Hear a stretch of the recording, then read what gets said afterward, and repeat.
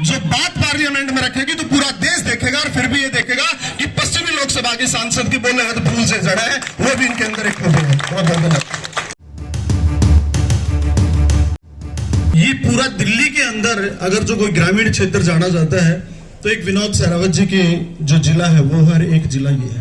सबसे अधिक पूरी दिल्ली के अंदर गांव इसी जिले के अंदर, नजफगढ़ जिले के अंदर भारतीय जनता पार्टी के नाते।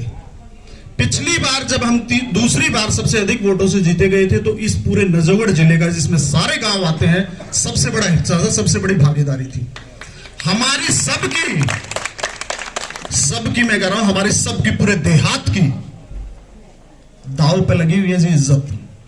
बहुत सोच समझ के पार्टी टिकट देती है, बहुत सोच समझ के कई तरह पे विचार करती है। ग्रामीण पृष्ठभूमि से है कमल जी पूरी तरह से, और ये सोच के टिकट दिया गया है कि ग्रामीण पृष्ठभूमि के हैं, और पहले भी ग्रामीण पृष्ठभूमि की सोच के जब ये चीज दी गई है टिकट, तो हम लोगों की, फिर मैं कह रहा हूं कि पूरी प्रतिष्ठा दांव पे है। हम बार बार एक बात को हर गांव में क्यों कह रहे हैं 8 लाख पार, उसका बहुत बड़ा कारण है, और कारण यही है कि अगर जो देहात ने 8 लाख पार कर दे तो देहात की फिर दोबारा से पूरी दिल्ली के अंदर वही इज्जत हो जाएगी जो आज वो पूर्वी दिल्ली है ना जी, जिसको जमुना पार कहते हैं। पहले हम लोग कहा करते थे यार जमुना पार का है, तो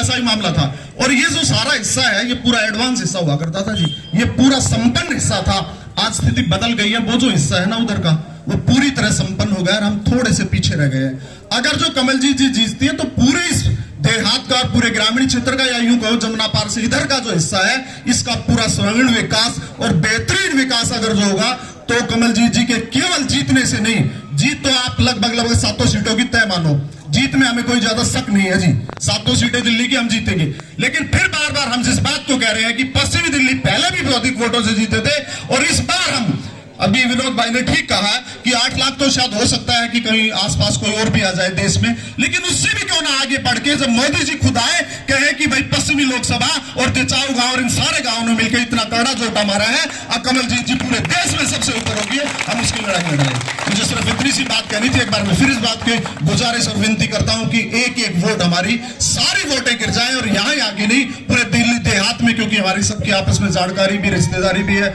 दोस्त भी, सब रहते हैं। एक पूरा यज्ञ के रूप में इसको लेके हम आगे बढ़े और 25 तारीख को इतने ढोल कर दे, इतनी ईवीएम मशीन के कर दे कि सारे बटन भी जो है वो हैक हो जाए, इस तरह का काम हम कर देंगे। बोलिए भारत माता की, भारतीय जनता पार्टी।